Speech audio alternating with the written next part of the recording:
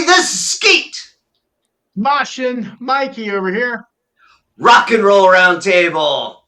Absolutely, as always, presented by our good friends over at Moshmen Media.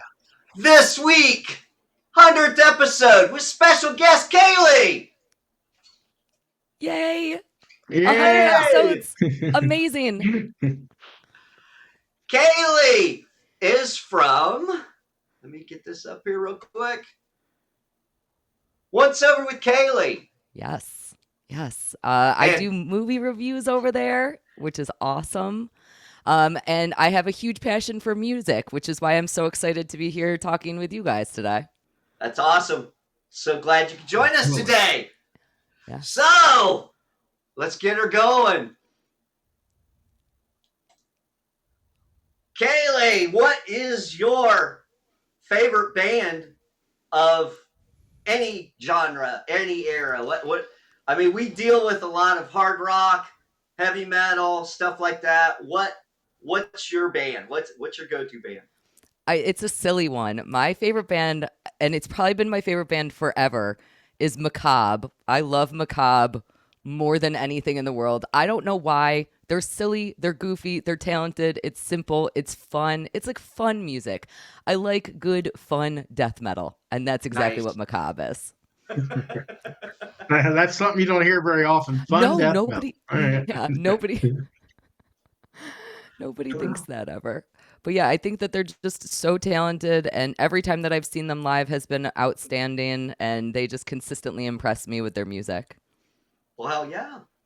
I've heard of them, but I've never actually checked them out. So I'm gonna have to do some homework.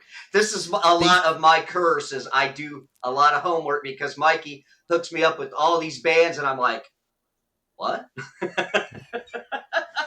I've always been the heavier guy.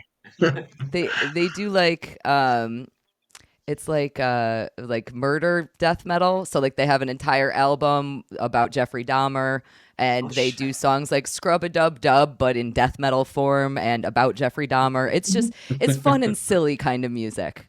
Nice. Yes. Oh yeah. So what's the last show that you've gone to, or do you have any shows coming up that you want to go check out? Yeah, I actually just saw Carcass with Necrot and Brujeria, which was an awesome show. Carcass always puts on a good show, and the last time that I had seen them was, I don't know, maybe like 6 years ago or so, and they were at a very small venue, and this time it was at a much bigger venue with a really great PA, so you could really hear everything, and it was so full and awesome. It was great. And Necrot is a more recent band for me to have been introduced to, also death metal, but they're so talented. They're doing something that it's making the visceral fun times in the belly when you listen to it. You know, it's amazing. Yeah, I actually just saw Carcass myself at Louder Than Life. So yeah, I had seen them ever. So it was I was in the merch line when I could still see them and hear them, and yeah, they were pretty impressive. I knew they'd been around for a long time, but that was they put on a good show. What was the best band that you saw at Louder Than Life? Oh, what was the highlight? For me, it was Down playing, and Kitty ripped it. They ripped it. That's awesome. So yeah, but there was a ton. Sleep Token, which is not everybody. I was the only one in my group that liked them. I thought they were extremely fun to watch. The singer is amazing guy, and I'm usually a more guttural kind of person. Like Spirit Box and Ginger are two of my favorites, singer wise. But he's so soulful. But the drummer is like a demon from another planet. That dude is so good. It's ridiculous. But a lot of people they get bored with them. But I mean, just to see it was pretty phenomenal. It really was. Yeah. But they weren't nothing compared to Kit. Kitty was just nasty, in your face, for 40 minutes. Just I was in heaven. That's crazy. Up close to Kitty. I'd been waiting for that show, and it was like that was great. So yeah, they took honors for that, I think. Yeah, you survived all 4 days, correct? Yes, yes, all 4 days. I got to see 56 sets out of the possible 180 or Oh whatever the my hell it was. God.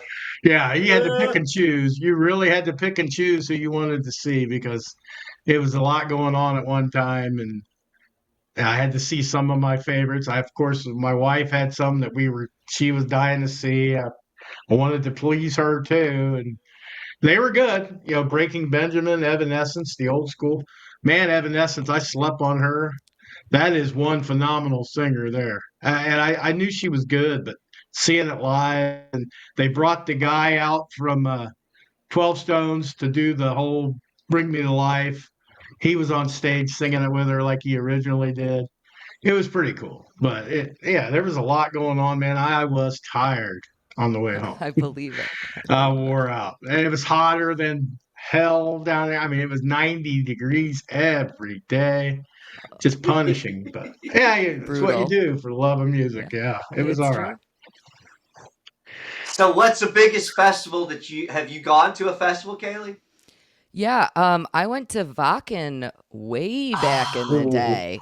Um, in 2014, I want to say, someplace in that vicinity. Oh my God.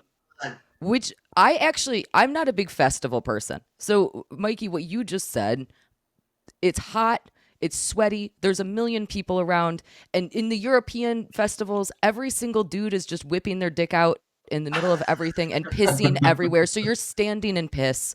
It's not my cup of tea. So the normal festivals, the two festivals that I like enjoy going to the most have been I love, probably my favorite festival is actually Obscene Extreme, which is in Czech Republic, and that is one of the best festivals that I've ever been to. But I usually try to go to Maryland Death Fest every year also, and that has just gotten so much bigger. I've been going to Maryland Death Fest since 2006, I think 2005. One of the first years. I can't remember how time works anymore. But I've been going since they were just at one venue, and it's been cool to see how they've grown. I also hate the crowds so much that I'm like, yay, it's getting bigger, and that's wonderful. But also, get out of my face. yeah, exactly. I get you there. Now that I've seen Extreme, did you ever see Guttalax? Have you ever I seen that saw band? I saw Guttalax. They played last year at Maryland Oh, Death Fest, right? I think I think it so. was I think insane. they played. Oh, it was so Yeah, they. funny. Yeah, I love them. I told Skeet there. I told him. I said you got to check these guys out, and I had my daughter check them out while we were at Louder in Life. I said you got to watch these guys. These are great. The music is killer, and Yeah, the dude even doing grunt noises still has harmony to it. I'm like yeah. that's insane. It's so fun though. Like you said, it's just so much fun to watch and That's listen to. all of the like Czech grindcore is like insanely fun live. It's the type of stuff that I'm not going to put on an album at home and sit and listen to it. I'm never going to pick that of a thing to listen to. But when you go see it live, it's like visceral and you're so excited and it's funny and it's silly and it's goofy, and music is supposed to be fun. Like, we're not supposed to be so serious every single time that we listen to music. So it's like my favorite thing in Yeah. the world. Yeah, I don't disagree. Sometimes the more obscene and hard, heavy duty music Yeah. is the more fun. Like Cannibal Corpse, every time he comes on and tells the story, he said, I'm going to tell you a fun little story, and he says about shooting blood from your cock, and the whole Yeah. crowd can say it. Then he does the whole 3 minute head whip because he said nobody can keep up with him, so he does the whole hair whip for 3 minutes. It's fun to watch. And they were banging again they were at Louder Than Life too, and they were just a lot of fun. Yeah, 4 in the afternoon, listening to that. And it's like, yeah, pretty cool stuff. I gotta agree with Kaylee though. I went to Sonic Temple for the first Yeah. time. It's like festival, and it was one day. That was all I did because I'm like, I like going to shows. I like the mid to smaller venue shows because Yes. you get the more personal, and It's not a long, drawn out all day. You're dying and thirsty, and the waters are $10, and you know you don't have to deal with that shit. And Sonic Temple was basically Metal Day. So you know I gotta see Cooper. I've seen Cooper before, and it was first time seeing Rob Zombie. I was like, yes. And Metallica did their first day set, so that was cool. But for me, I agree with you 100%. It's like there's too many fucking people, and you're driving me crazy. So that was my one and only. I'm like, okay, I did it once, and I'm done. There is a Milwaukee Metal Fest, which was around in the 2000s and then came back just recently. I went to their festival a year or two ago. It was the first year that they brought it back. And they had it at this, obviously in Milwaukee, but they had it at this club where it was 2 different floors or 3 different floors, I can't remember. And the way that the venue was laid out, you really could kind of escape from the crowds. So even though it was incredibly, incredibly busy, if you wanted to not be so super close to everybody, you could kind of get away a little bit. And they had the best bathrooms that I've ever seen. It's not like you were using porta potties and you were feeling disgusting. Like they had bathrooms on every floor near every stage. It was like the coolest venue. And I was like, this is what I want in my, as I age, as I become an aging metalhead, I want the creature comforts while I'm listening to brutal death metal. Like that's what I want at the end of the day. So that was an amazing festival. I want to go back to that one. That was really, really nice. Yeah. So what are your feelings about, have you ever done like a VIP or that type of situation at some of the shows that you've gone to? Because Mikey's done a few, I've done a couple. What's your opinion, and how do you think that's going for the fans of music? Do you suggest that, or what's your whole take on that? Yeah, what Mikey, first explain to me what your VIP experiences were like, because I feel like they're always a little bit different. So what did you get as the experience, and then I'll give my thoughts about that. Oh, well, like Louder Than Life, they have a certain entrance you can Yeah. go to that, and you're in like a gated kind of area that has personalized food service. There's bathrooms that are VIP only. You know, it's kind of like a gated off. But the bad thing about that festival in particular is they oversell VIP so badly that even though there's tons of room, 3 levels of chairs and stuff, if you're not there at 9 in the morning, you're not sitting down and you struggle to find a place to sit. Now, this year it wasn't as bad, but last year we were in the remnants of a hurricane and it rained sideways for 3 days and you had nowhere to go. Even though you Yeah. paid VIP, everybody hogged the seats, they hogged the shelter. So it wasn't worth it in that capacity. But other VIPs I've went, it's just been basically you're in your own little area and that's it. There's no real other amenities to it. So yeah, it's worth a little bit money wise, but if I wouldn't get the package, I wouldn't get VIP. The Yeah. reason I get VIP is because we get the hotel, we get the shuttle, and that's all included in a VIP package.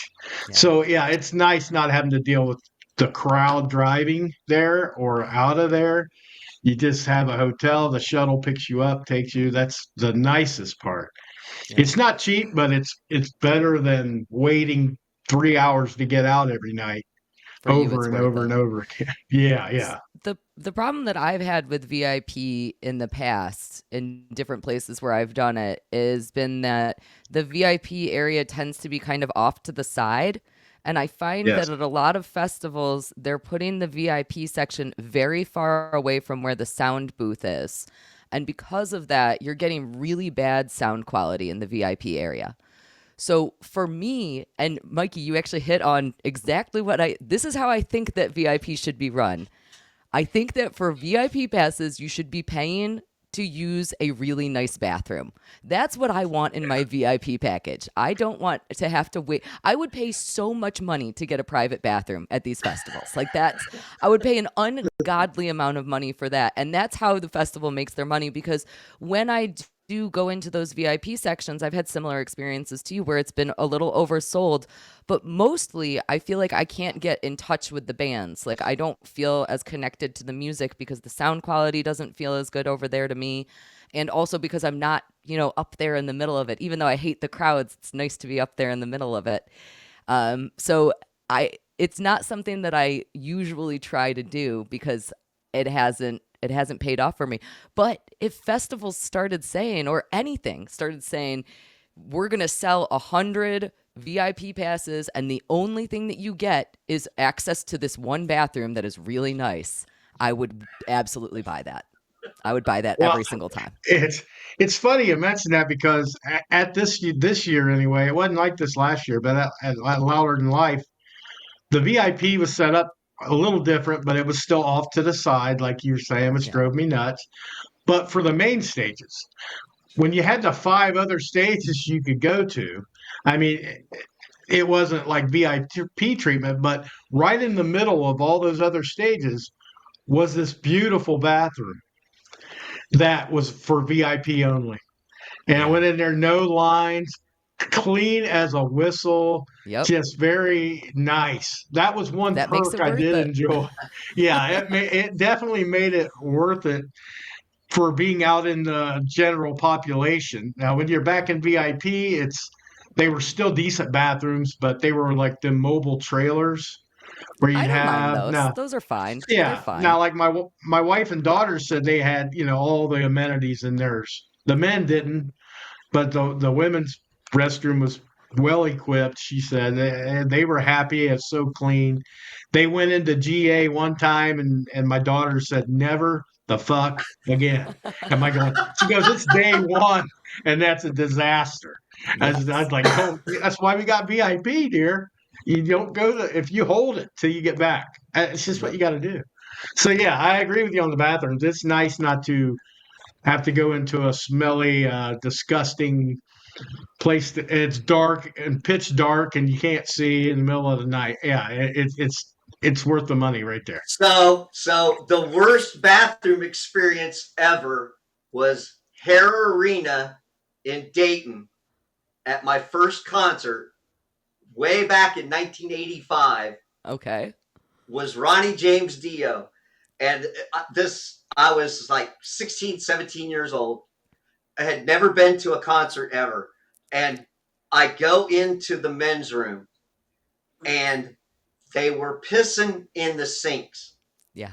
And I'm like going, is this what a concert is? I mean, just on the floor, in the corners, it was nasty. Yep. And I'm like, I would hope that the women's restroom, because I feel for you women happen to go and happen to, hover when you do your business.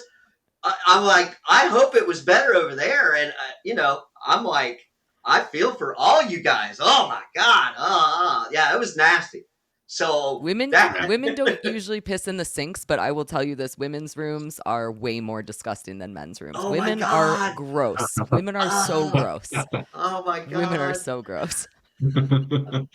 But the advantage at metal shows is that there's so much fewer women. So when I started going to shows, I think my first concert that I went to, I think was in 96, 97-ish.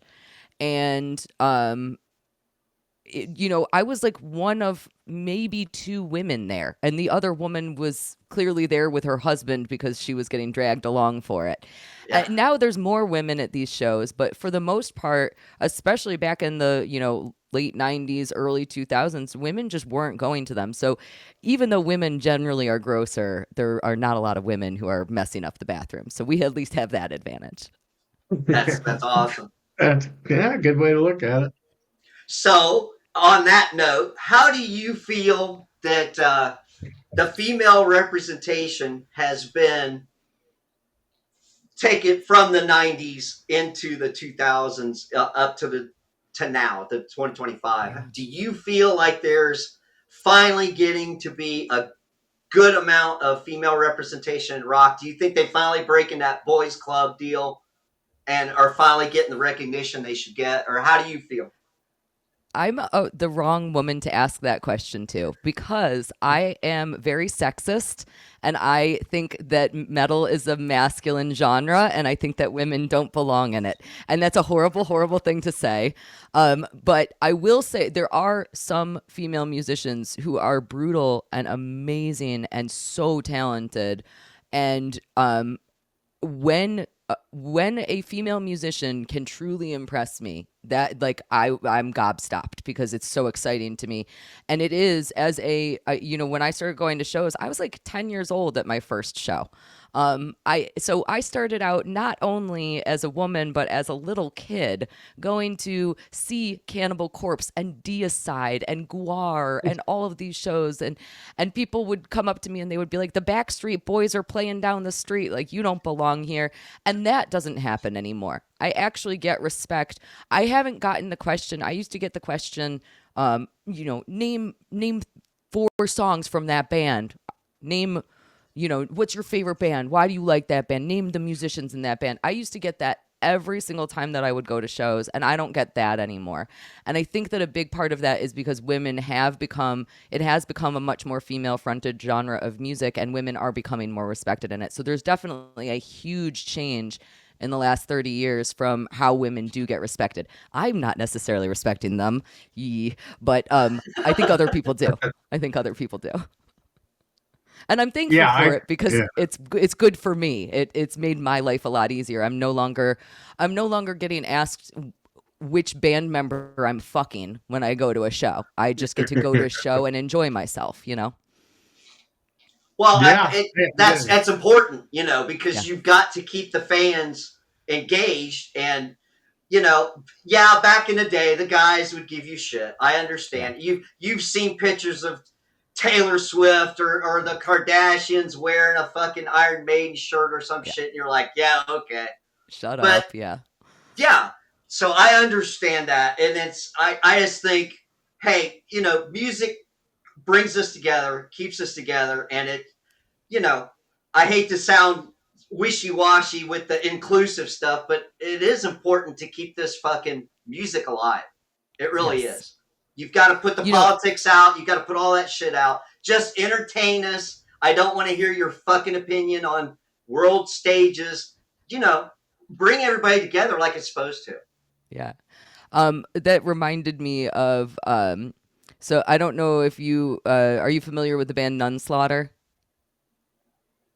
I've No. heard that name. I don't know them, but I've So heard that okay, name. there was a musician in that band a long time ago. He passed away probably 10 years ago now, but Jim Sadist was his name, and he was incredible. He was one of the nicest guys in the whole world.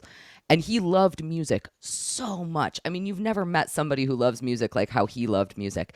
And every time that he would see you, not just with me because I'm a woman, but with every single person, if he saw either of you, he would go to the trunk of his car and he would pull out CDs of bands he thought that you would like, and he would just give them to you and he would say, check these out. And what he always did to me, because I kept saying that I hated women in metal, is every single time he would only give me CDs with female musicians. And he would be like, I want you to listen to it. I want you to give me a book report on it. I want you to tell me why it's great. But that is exactly what music is supposed to be, is, hey, check this out, this is rad, let's enjoy it together. And so he was fucking with me a little bit by giving me all female fronted bands, but he also understood that music, it transcends all of these things. It's not about politics, it's not about gender, it's just about what sounds good and what makes us feel stuff. I Exactly. love I that. agree with that. 1,000,000%. Yeah. It doesn't matter. You can be male, female, whatever, and have your political views to yourself, but you go out there, the music should take over. It should Yes. it should be all about the music and the vibe you get. And that's, I mean, honestly, it took me a long time to come around to the guttural vocals. It did. It was like I used to not listen to. I was like, oh man, until I was in my 30s probably. And one Yeah. day it just hit me. I was like, that fits that music perfectly. What was I thinking? To condemn them for what they called the Cookie Monster stuff. And I'm like, that fits that music beautifully. Yeah, I don't know what I was so against. And ever since then, I've been on the train of heavier is better. And it's like I'm reversal. I went from liking the lighter stuff. The older I get, the heavier I like it, which is usually the opposite. And but no, it's like now I'm into the death core and metal core and the stuff I never thought I would like. And my favorite That's band great. in the world is Ginger, which they're just power metal, groove metal, but they're my favorite band in the world. But it's like Kiss was my favorite as a kid, so that's a transitioned a long way just to that. So Yeah, yeah, it's a wild world out there, it especially with is. music. Yeah. So, what was your music background when you were growing up? So, what were you exposed to that got you into the heavy stuff that you like?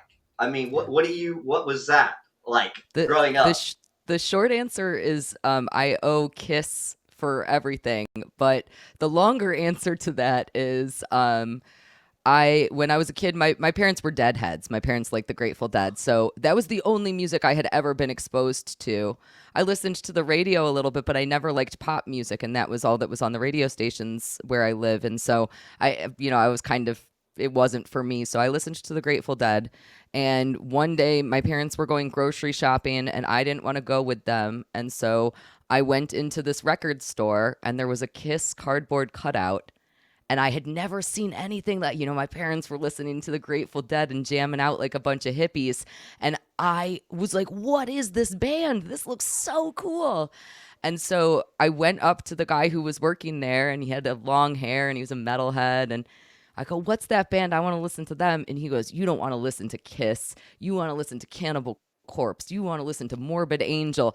And I think he just thought he was fucking with me because I was a little girl and he thought that it was funny. So he convinced me to buy Cannibal Corpse's The Bleeding. And I fell in love with it. I had never heard anything like that ever before. And it made me feel all these different ways that I just didn't know that music could change you. And so I went back to him and I was like, I love it. What do I buy next? And he would help me figure out things to buy. He would make me mixtapes and he would say which tracks did you like on them so that I can tell you what to get. And that started me into actually tape trading. I was tape trading back in the day with people out of the back of Metal Maniacs and all the other magazines, and which I'm sure was hilarious because I would write people letters with like my little 8-year-old girl handwriting, like a little heart at the end of like I'm like dotting the I's with hearts. And then I'm like, I really like this band. I think that they're pretty neat. Their name is, Unleashed and blah blah blah. And like it was a really silly way of getting into music, but I worked backwards, kind of the opposite of what Mikey did. So I started out with all that brutal death metal, fell in love with it, and then I was like, well, what is this? What is this Black Sabbath people are talking about? What? How do I hear that music? And so I kind of worked backwards into getting into like the like 60s 70s harder rock, and then even into like cock rock and stuff like that. I fell in love with Dokken for a while, and so it was like just this silly transition of going from the heaviest stuff, the most brutal stuff, into getting to experience the stuff that was a little bit more melodic and a little bit more normal, I guess. And it was an exciting way to learn about music, and I'm so thankful for that guy. I don't know who he is. I've tried to find him because he changed my whole life, and that's amazing. That's awesome. That's That a is. great fucking story. That is. That's an awesome story. Yeah, yeah. Oh wow. Yeah, I'm Now, sure that he went home that day, like after work. I'm sure he's like, I made this 8-year-old little girl buy Cannibal Corpse's The Bleeding, and her parents are gonna kill me. Like, and no, that was just I was like, this rules. Give me more. That's awesome. yeah, Oh my god. yeah, that's fantastic. Now I know your channel focuses on the movie reviews. Do you have? I thought this was a question I would ask because I watched a few of your episodes to get the vibe of it. Yeah. What is your favorite movie soundtrack? that you would Oh. say that you would really can't live without? Oh, that's an embarrassing answer as I talk about all of this heavy music. The answer to that is Empire Records. Oh my God! I Wow. Yes! Yeah, I Hell very love nice. yes! I love the Empire Records soundtrack. That's one of the best soundtracks of all time. You get a little bit of Guar, you get a little bit of you get a little bit of everything. You get Sponge, you get it's just a rad soundtrack. You get the Cranberries. I love it. I love it. And I love that movie. Wow. I love that movie That's too. so fucking. It's Rex Manning Yeah. Day! Not Yeah. on Rex Manning Day! Come Yeah. on! I love Not it. today. Oh, fuck. Not today. Yeah, that's unexpected. I was expecting at least a Trick or Treat or something like that, Yeah. more scarier kind of thing. But yeah, Empire I Records, great soundtrack, great movie. Yes, That is the absolutely. soundtrack that I go back and listen to all the time. If I'm putting on a soundtrack. Oh, another one actually, speaking of Kiss, the other soundtrack that I probably listen to the most is actually the Detroit Rock City soundtrack. There's some Yeah, really cool covers on there. What is it? Oh my god, it's like I can't remember who covers it, but some band covers 20th Century Boy, and it's so good and it's so brutal. And there's like T-Rex covers on there, and it's really interesting. That's a really Hmm. cool soundtrack, also. Oh, that's neat. Yeah, I love the movie. I don't own the soundtrack, but I Yeah, do love the movie. yeah, Being a Kiss Army guy for most of my life, I have to admit that was a fun movie to watch. It oh yeah, definitely. yeah, Now, the other thing I had another question for you. You talked a lot about SNL, like SNL that made movies, yep, and I know Night at the Roxbury was a big one that you yeah, really talked about with your co-host. yeah. What do you think? I think the most missed opportunity with them and all the SNLs was either Matt Foley or Chris Farley as the Chippendales dancer. Those would be my two You want that to see I the thought would origin have worked. story? The Yeah, origin story of yeah, how Chris Farley becomes a Chippendale dancer. I love it. I'm into that. yeah. I mean, it's so sad that he left so early. But yeah, Yeah, I thought some of those movies. I went back after I was watching that episode, and I went back and watched some, like the one Superstar. Oh my God, I hated yeah, that movie. I yeah. hated that movie. But yeah, that's just my other little question. I was just curious if you had an SNL one that you would That I would love to really see want to done. see. Oh, God, it's so hard because I feel like so many of the characters on SNL, what makes them exciting is that it's short and you don't have to deal with it for too long. I Yeah, generally am a big Dana Carvey fan, so I am sure that there are some characters that he did, maybe not Church Lady, but I'm sure that there are yeah, some characters that he did that I would have really liked to see kind of get explored a little bit more. But it's hard to make an SNL movie because the whole reason that we like these people is because we only have to spend 5 minutes with them. When you got to yeah, spend an hour yeah. and a half with some idiot that you don't really like that much, it's not that enjoyable. Right, yeah. Because one of my favorite skits that I would never want a movie, but is like Debbie Downer. It's Yes, just because yes, she breaks the rest of the cast every yes, time. Rachel Dratch got one of those guys to break character yeah, with just her looks or whatever. And it was fun, but yeah, I couldn't see an hour and a half movie of that. It yeah. wouldn't I could translate. not agree with you more about that. That's absolutely 100%. So does that mean that Wayne's World was a shit movie or a good movie? I love Wayne's World. The I first one love Wayne. I is love. definitely great. The second one kind of was wearing out its welcome. I still liked the second one, Still but like the second one. I think that I was also like young and dumb enough that I didn't have any critical eye for movies. And so maybe now if I was watching it with a more critical eye, I might feel a little bit differently, but I think that when you can make a character who's just being silly on screen funny for that long and we're continuing to root for those characters, that's what works so well about Wayne's World. And in addition to that, who doesn't like great music and silliness and public access TV. Like these are all the things that we love and like that make us feel and remember all these things that we are excited about. Yeah, I love Wayne's World. I think Wayne's World is probably the best SNL movie without question. Like that's got to be up there. It's definitely up there. Yeah, I feel like you were talking on that episode about Night at the Roxbury. It's one of those so kind of stupid that it's funny. But I Yes. love it because I was a Will Ferrell guy, and a lot of people either love him or hate him. But he's so silly that it's funny, like the Anchorman stuff and the Talladega Nights and all that. I just think But that movie with Chris Kattan, it's sad that they didn't do more movies together because I thought It that really is. combination was really good. I love So Chris yeah, Kattan. I think Chris Kattan is super hilarious. I think I like weird comedians. I might have bad taste in comedians, but I like Dana Carvey and Chris Kattan. Those are great guys. it's, well, Dana it's fun. Carvey was the first guy I really dug his impressions. He could do Yeah, he's impressions so of a good lot of different impressions. people. Yeah, I love Bill Hader as far as impressions go. I think he's the best. But yeah, Dana Carvey's a classic. There's Yeah, no doubt about that.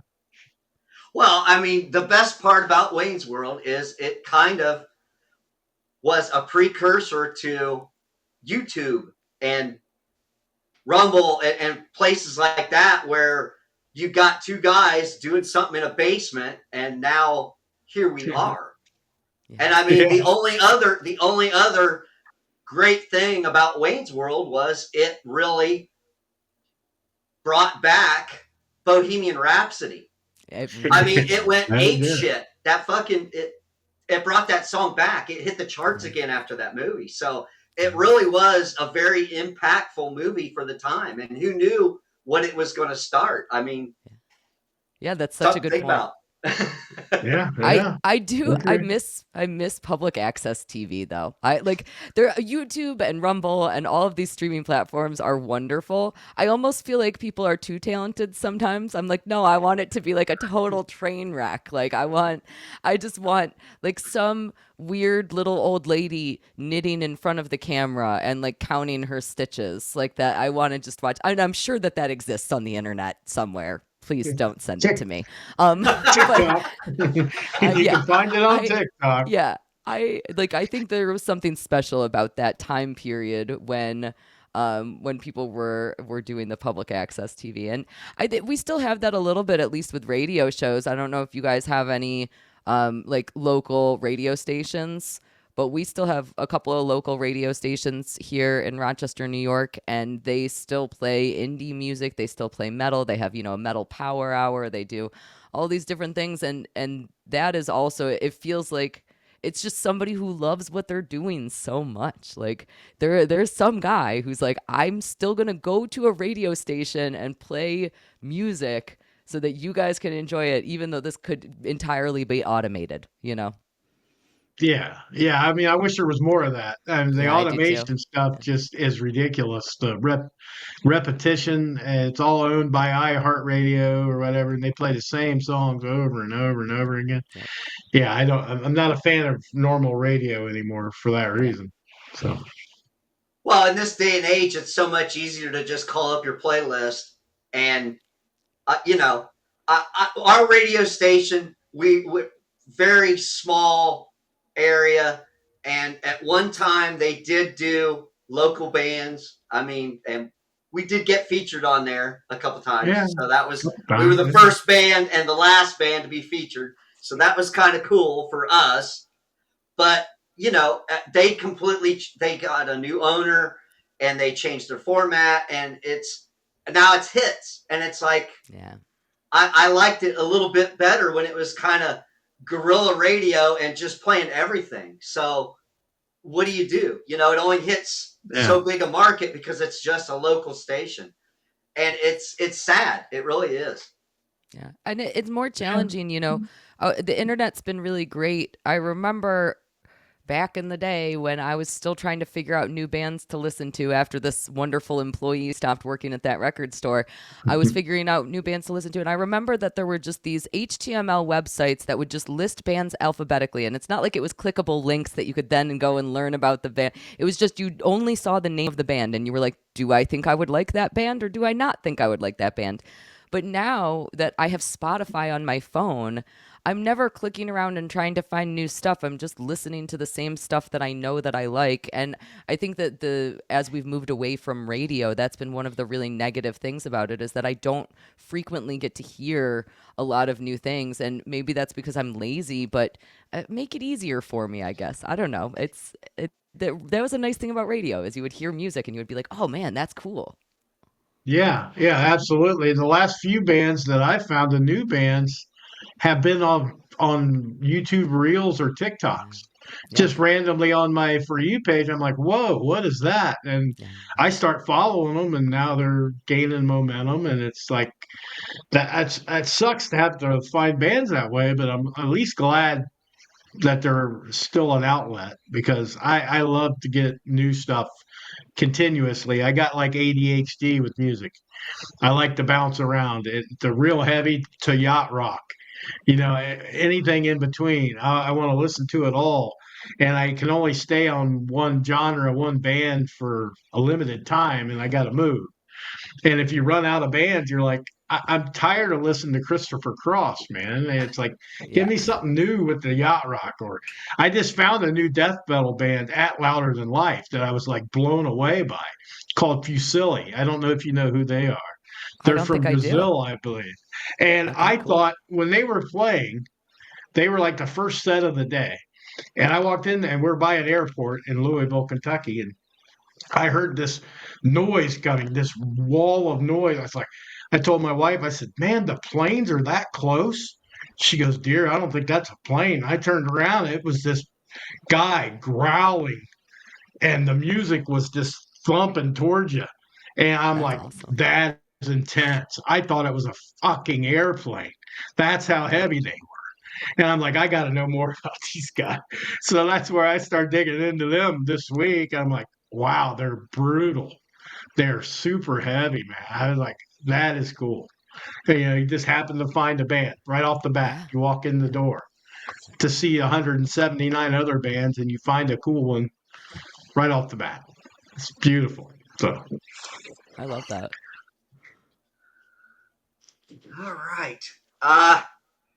Mikey, do you think we ought to do 10 questions with Kaylee?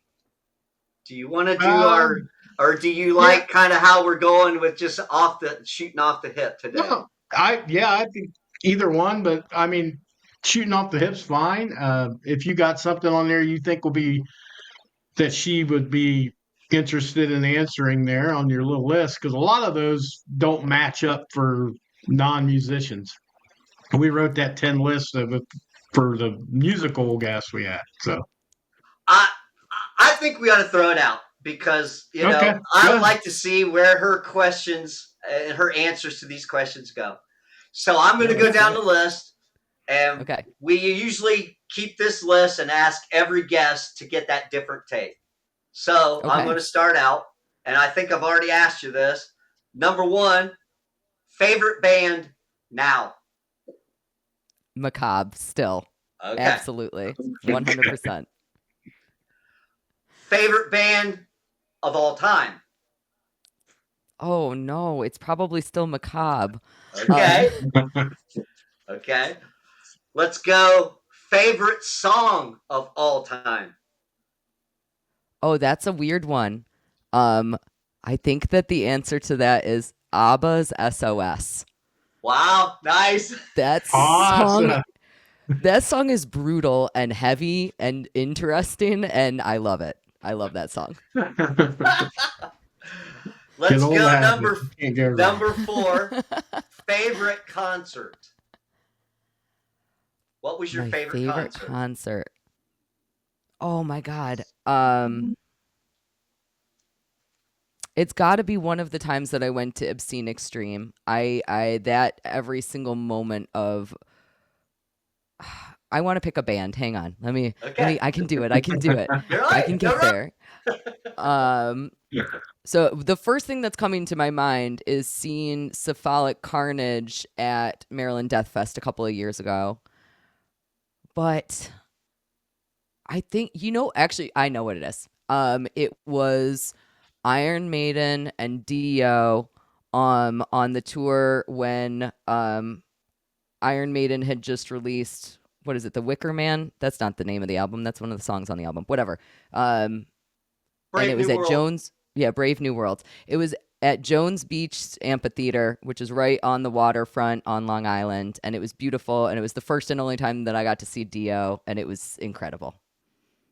Wow. Iron Maiden always. I've seen Maiden probably over 20 times for sure. They put on the best concert. Yeah. Nice. All right, let's go to number 5.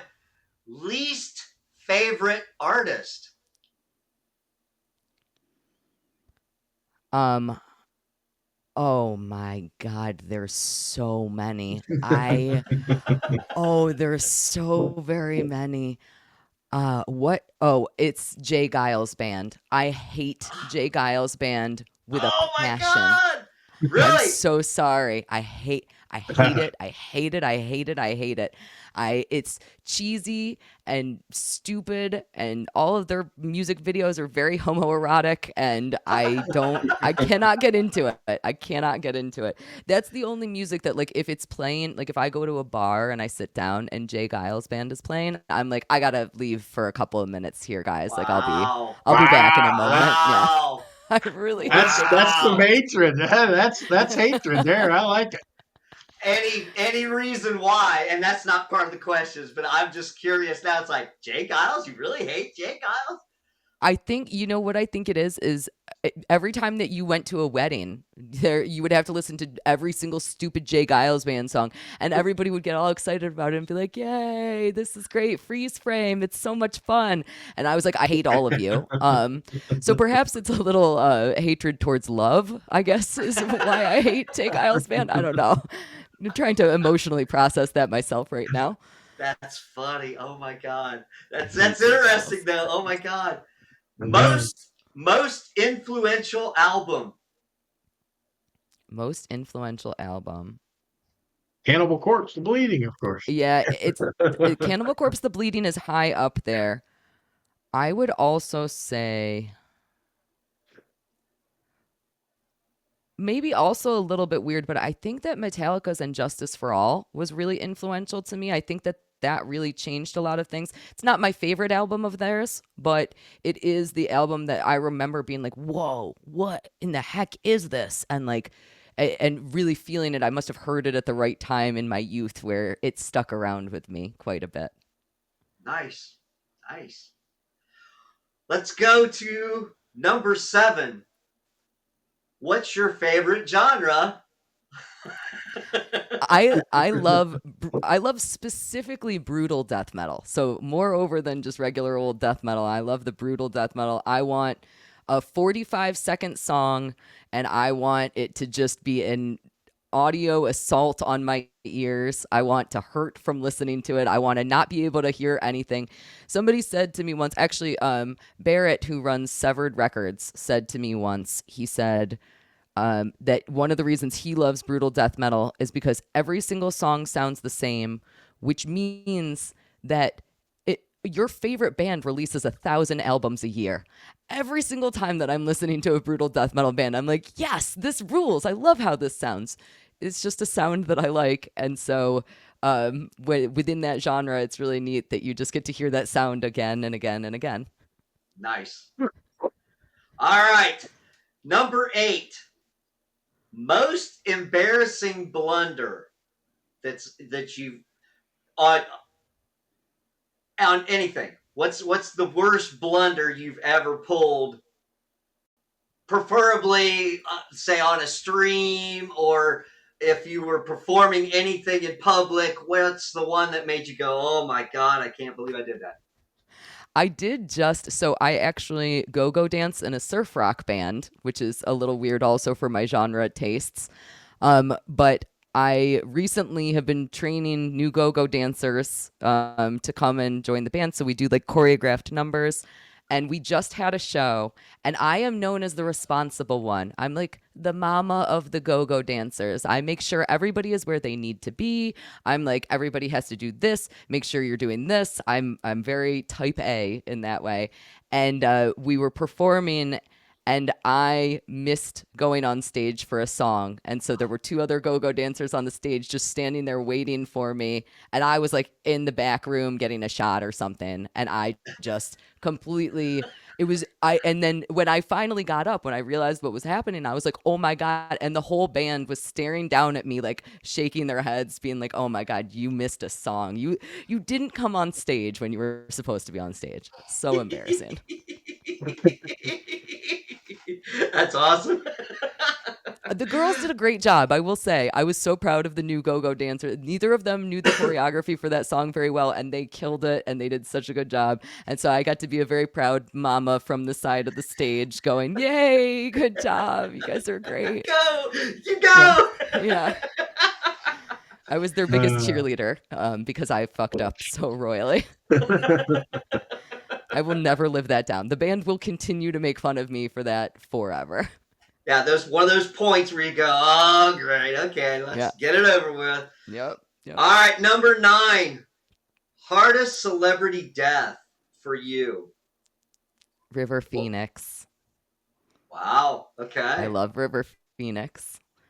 I am devastated. There was a period of time where I tried to create a like fake documentary where I go find his corpse and then dig up his bones and then fuck them. That was like I'm like very in love with him on like a crazy level. But then I found out that he was cremated, so none of that made sense. So I never did it. But he was my biggest celebrity crush. Wow, that's great though. That's cool. The necrophilia thing was kind of Yeah. it's kind of death metal, so I guess we're all right. Yeah, I swear I'm not that weird. I realize that this is really our first introduction right now. I promise I'm not that you're weird. Good. It's all right. Okay, number 10. Most valuable memory from music. Oh, that's an interesting one. Oh my goodness. Oh, there's so many thoughts going through my head. So the first thing that I'm thinking of actually is I've mentioned that my favorite band is Macabre a couple of times. And when I got married a long time ago, happily divorced now. But when I got married, we ended up doing a show, and I paid for Macabre to come and play my wedding. And wow, I was so excited. I was like, oh my God, this is going to be the best thing in the world. I get my favorite band is playing at my wedding. It's going to be this amazing experience. And they got into town early. And so we told them, we just expected them to come and play the concert. We weren't expecting them to actually come to the wedding. But we told them, if you want to, you can come to the reception, free food, free booze, have whatever you want. And so we kind of thought that they might come to the reception, but they ended up coming to the ceremony also. And I had this moment where I had just gotten married, and we're like walking back down the aisle, hand in hand, happy couple, and I see them sitting in the crowd, and I like lost it. Like I was like, oh my God, my favorite band just watched me get married. This is the coolest thing in the world. So that's definitely up there. And then I think one of the most emotional moments for me when it came to music was actually relating to a band that I don't care very much about at all. There's this band called Tolke, I think is how it's actually pronounced, but it's Taake, Tak, from Norway. And I like them just fine. They're black metal, and I'm not a huge black metal fan. I went to go see them with a group of my friends, and it ended up being this experience where I started appreciating the genre of black metal very differently. And I got really excited about that, and I got to meet a couple of the guys from the band, and they ended up being really wonderful. And it's nice to it's nice to have a good experience with a band that you appreciate, because a lot of the time they say don't meet your heroes. And I have had that experience with other metal musicians that I've met. So getting to see this group of guys be just so wonderful and kind after putting on this brutal, wonderful, heavy show was a really exciting thing. I think it's nice when we get to humanize music for ourselves. And so I don't know that my favorite moments are ever in the mosh pit. My favorite moments are kind of how I'm feeling after hearing the music and then getting to experience it with other people. That's awesome. Yeah. Wow.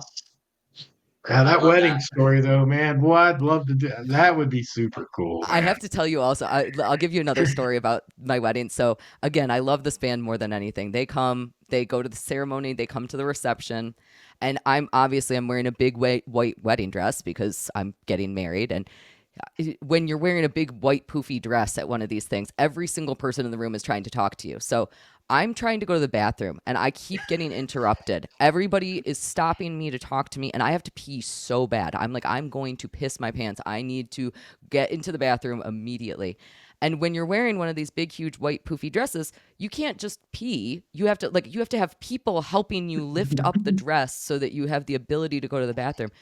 So I finally make my way to the bathroom and I get in there and there's two of my friends who are in the bathroom and I'm like, I need your help. Please help me pee. I'm literally going to start peeing. Please lift up the dress. And so they're throwing the dress up in the air. There's like a kerfuffle. We're trying to fight the dress into the bathroom stall. And I'm like finally able to pee. I like sit back down. I do my squat. I get down. I'm peeing. It's the best moment of my life. And I finally like take a deep breath and I look up and I realize that in all of the commotion, we forgot to shut the bathroom door. And so the drummer of Macabre, Dennis the Menace, is just standing right outside the bathroom going hi. And he's like toasting his beer to me. And I was like, oh my God, what the fuck is my life right now? But it was so like, that's like one of the most, I had a wonderful, wonderful marriage. And that is still one of my favorite moments from my wedding. I loved that so much. That's I ran awesome. into him recently and I was like, I don't know if you remember me. You watched me pee once. And he was like, I do remember. I I was do like, remember thank you. that. Certain moments stick in your life, you know. Yeah, that would do it. Yeah. Oh my God. So how many people have you met in bands? What's your who's your favorite that you've met? Did you get, like you said, it's hard to meet your heroes. Did you have a good experience with some of these, some of the bad ones? I mean, give me a little rundown. Who do you think I was? I've been very fortunate, as a woman. The advantage that I have as a woman is that I do get to meet a lot of people. And so I've Yeah, gotten to meet quite a few musicians. And that's been really beautiful. I think I've intentionally put a little bit of a wall up because, again, starting to listen to metal myself so young and as a woman and getting so judged as a woman, I never wanted to seem like a groupie. I wanted people to know that I was there for the music. And so I think a lot of the time when I have had the opportunity to meet musicians, I've kind of been like, hello, and then walked away very quickly. But I think some of the best musicians that I've ever met and interacted with, I've absolutely 100% Danny Lilker from SOD, from Nuclear Assault, from a million different bands. He is one of the nicest, most humble people in the entire world. He was actually in a band with my ex-husband. And so I got to spend a lot of time with him, and if you walk around with him at one of these big, huge festivals, everybody wants to talk to him. He's very recognizable, obviously, but he just loves everybody, and he's so sweet and so thoughtful, and I can't say enough good things about him. He's hilarious. He's goofy. He and I have birthdays that are close together, so we used to celebrate our birthdays together. And I just think he's absolutely wonderful. The other person that I think is really, really great is Trey Williams from Dying Fetus. He's a really, really wonderful dude who is also very interesting and very silly and goofy. So I think those are my my two that I am. Those are like the two guys that come to mind immediately. But there's so many incredible people. Metalheads are like the best people in the world. They're so nice. They're so friendly, and everybody just wants to talk about music and movies and what our passions are and our hobbies. And I love that. That's awesome. Yeah. That's awesome. Mikey, you want to chime in on some of a couple of your favorites that you've met? Well, I mean, her being from New York, of course, Billy Milano and those guys were my heroes. Billy Milano is my musical hero forever. Yeah. And being you're from Rochester, is that near Long Island or okay? Now there's We're a about band I 6 really hours like. away. Oh, you're a long ways away. Okay, there's a band from Long Island that I really like now, but as far as like people that you've met that you talk about in a good way, has there been anybody that just absolutely, you don't have to name their name, but has there been people that are just giant dickheads that you thought were going to be?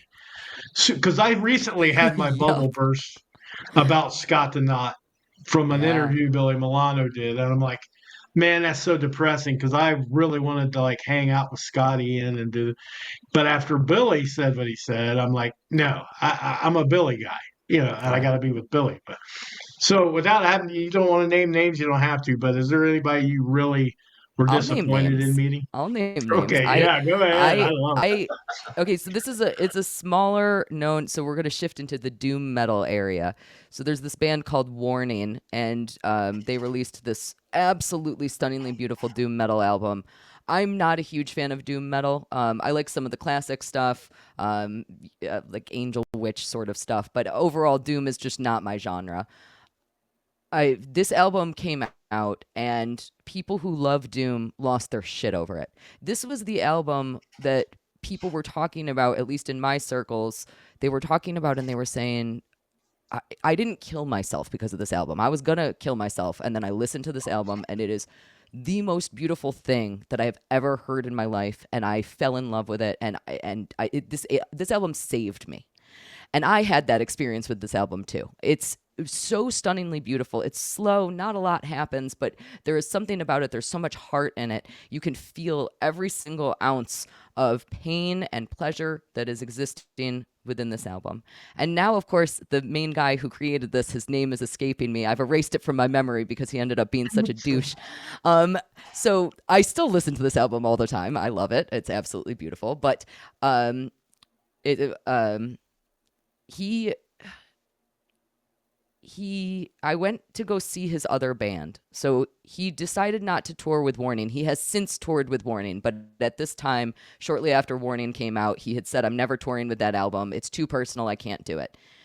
And so he had another band called 40 Watt Sun. And so he went on a US tour. He was from the UK, and he went on a US tour with 40 Watt Sun, and they played in very small little rinky-dink venues.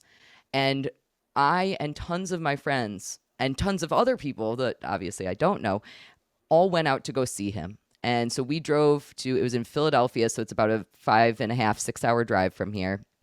We all pile into a car. We go in 2 cars. There's 10 total people, so we're crammed into these little teeny tiny sedans.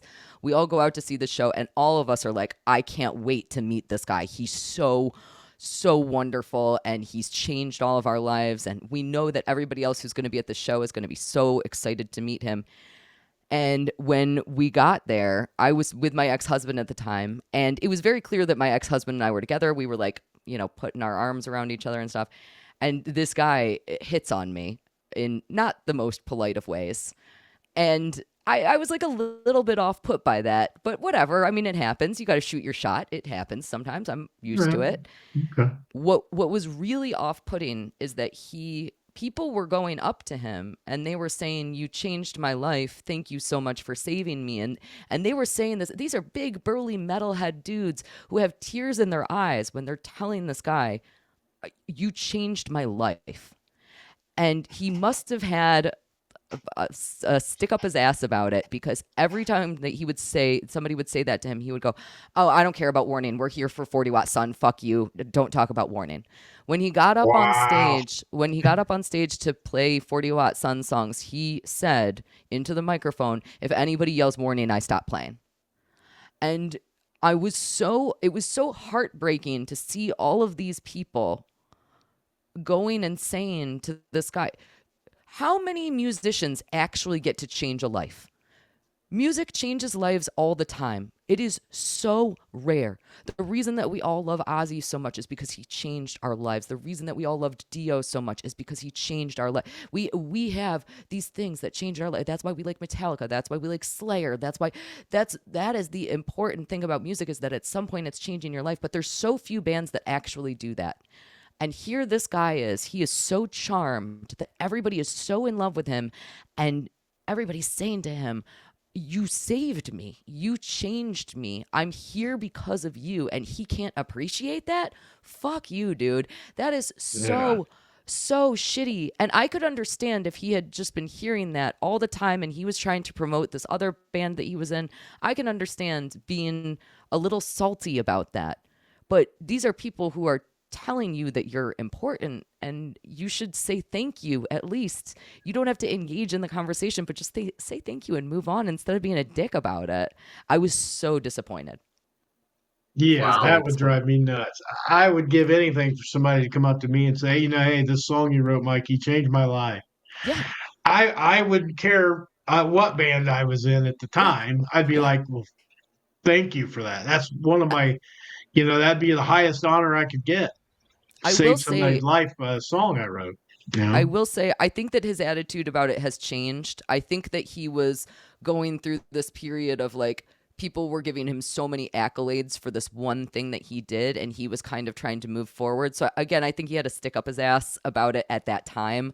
He has since played shows with the band Morning, and I don't think that it is. I have not heard bad experiences from other people with him. I think that he must have just been having a bad day. I remember he was from the UK, so he was like trying to find a cup of tea and he couldn't find a cup of tea. So it seemed like it was maybe just a bad day for him in general. But I remember all of us driving home after that show going, what the heck was wrong with him? Yeah, I That was mean, disappointing. it was a bad day for him, but that was some people's only chance to get to say that to him. And Yes. it's like, you got to remember that when you're in that position, I would think. But it's sad that happened, and it's more sad than anything that you guys got to live with that memory of him being that Yeah. way. Yeah. Yeah.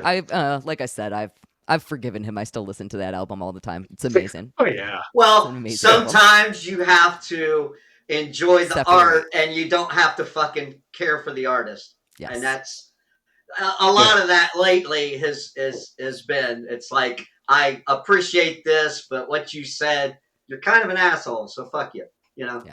yeah. You It's a still like shame. the music though. Yeah, you Yeah, still listen to it, but you begrudgingly jam out to it a yeah. little bit. I would probably say my best meet and greet was Billy Sheehan and George Lynch. I got to Oh, meet that must have George been Lynch so twice. cool. Yes, and it was cool because he put it off like he kind of remembered me from when I saw him at the last one, and it had been quite a few years. And he was like, "Oh, I remember being at that place where I did that." Yeah, okay, cool. So that was cool with George Lynch, and then Billy that's really Sheehan cool. was in studio with Mr. Big. So that was kind of a fucking once in a lifetime, and he was That's just so amazing. awesome. Oh my god, we were like talking about his bass. I was like, "What's this deal with your bass?" And he's like, "Oh, well, this is this." It got all excited. It was like two fucking guys at a music store. It felt like, because That's we were at so a music cool. store. Yeah. So that was like, for me, those two guys, I will never not say anything nice about them because they were awesome. They were just I so love fucking that. awesome. That's So amazing. that was mine. I was like, yeah, those two guys. Yeah. I also remember the not one of my favorite musicians, but in probably like 2000, I don't know, maybe 2002 or so, Zach Wilde was doing a bunch of stuff, and he came around and did a meet and greet. And he was so nice. The meet and greet was supposed to be over, but he ended up staying. Like, he was talking to every individual person for so long that he wasn't just, saying hi and signing an autograph. He was really having full on conversations with people. And so he stayed late at the meet and greet so that he could actually say hello to everybody. He didn't just start turning people away. And I remember thinking that that was a really, really solid thing to do of a musician, because he could have just left. So that Those was those Oh, are absolutely. awesome. yeah. Yeah, yeah. What All about a right. guilty I want to add one more question here. Yeah. What's the biggest guilty pleasure you have? I always like to know this about people. Like one song that you kind of embarrassed to say, "Hey, I really like this song or this artist," or It's definitely ABBA. I really, really love uh, ABBA. I love ABBA so much. But I'm there with you. there's a lot of other there. I listen to a lot of, like, I love, again, the Cranberries is coming to mind because I was thinking about that Empire Records soundtrack. I love Kiss, and I always feel a little silly saying that I like Kiss. I feel like you get judged when you say that you like Kiss, but Kiss is awesome. God of Thunder is one of the heaviest songs. I love that song. Like, they're a great band, and again, I like music when it's fun, and Kiss to me is fun. Is it always the best music in the world? No, but I enjoy it. And so shut up if you don't like it. But I always feel weird telling people that I like Kiss. Like, if I'm wearing like a Kiss shirt, I'm like, I hope I don't see anybody out in public with this right now. Ah, Yeah, wear it I proud. feel Wear you. it proud. Yeah, I know, right? Right? Mikey, what was yours again? So we're I all going to have be judged here. I have several, but probably the most embarrassing is Maroon 5. Yeah.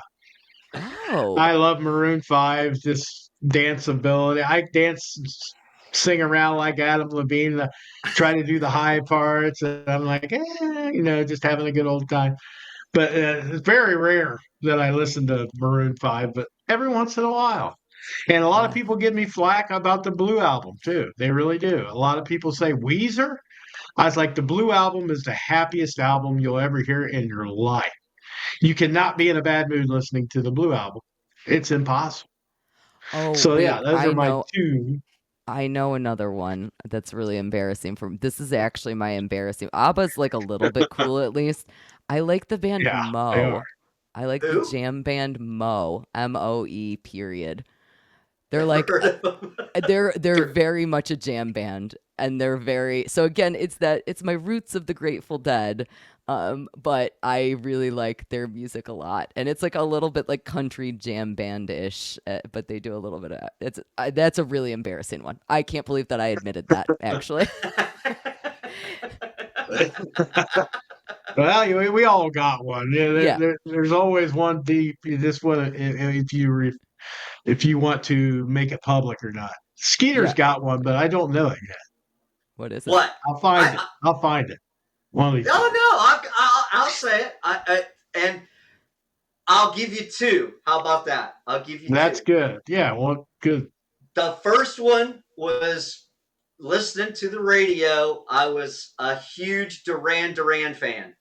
Oh, that's a good Yeah. answer. So when we learned "Hungry Like the Wolf" for a show that we played for some friends of ours, I was jazzed. I was like, "This is so fucking cool that I'm actually going to play a song from the band that I liked back when I was a teenager." And then before that, my parents, when I was a kid, little kid, used to have Saturday nights, and they would put on record albums, Yes. and I loved the Sonny and Cher album That's from, I awesome. think, when they were live in Vegas.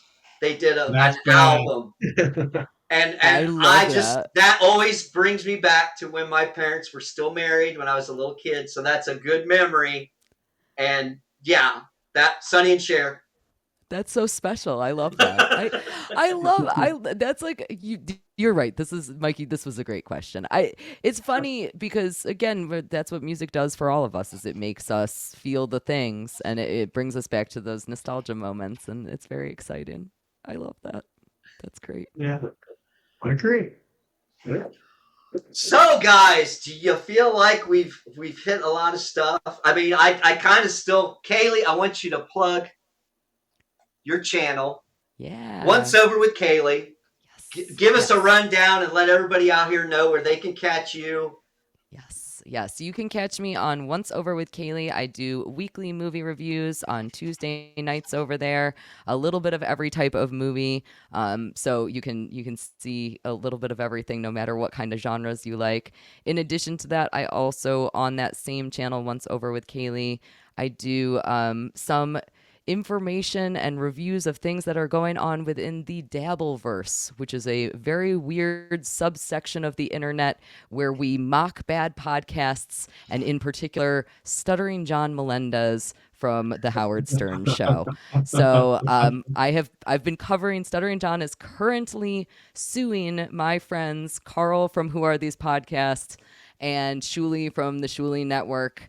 And I have been covering the lawsuit over on my channel. So if you ever want to come and join me for some weird legal talk where there is actual legal paperwork that talks about couch cushions getting stolen and put on display, and the attorneys are referring to the love of their life, Natalie, and we're talking about illegally recorded tapes of it's insane. It's insane over there. So I would highly recommend that. It is it's a steep climb to get into the Dabbleverse, but we're talking mostly lawsuit over on my channel, so that's Okay. a little easier and more exciting in my opinion. What? Stuttering John. I hadn't heard that name in forever. He's That's crazy. crazy. Gosh, That Yeah. is- was Shuli on Stern too? Because that name Shuli sounds was also familiar. Shuli was also Okay, on yeah. Stern. So yeah, they're Stuttering John is currently suing Shuli and Carl based upon a civil practice law in New York that's called Section 50 and 51, and the basis of that law is that Stuttering John is claiming that Shuli and Carl have used Stuttering John's likeness and image in order to sell tickets to live podcasting events. So basically, that they have profited off of John's image and likeness. And that is an interesting lawsuit as I describe it like that, but I will tell you right now that Stuttering John, much like he has fucked up everything in his life, has fucked this up so royally that it is comical. It's not even almost comical. Oh my God. My day job is at a law firm, so I look at a lot of lawsuits. I'm not an attorney, I'm just a paralegal, but I look at a lot of lawsuits. I have never seen a lawsuit quite like this one. It is insanity. So Stuttering That's John fantastic. that man steps on rakes like you would never believe a person could do. I have never seen somebody mess up so many things. Wow. Yeah. That's crazy. So get your Dabbleverse fix over with Kaylee on Once Over with Kaylee. I love it that you came on, and it's awesome to get your music takes.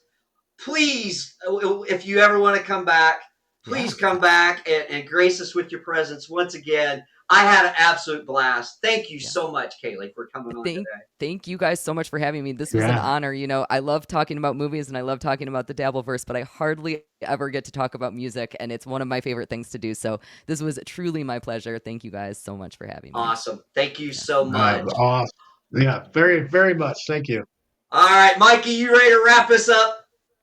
Sure. All right, this is Skeet. My name is Mosh and Mikey over here. And we got Kaylee down here. See ya! Peace out.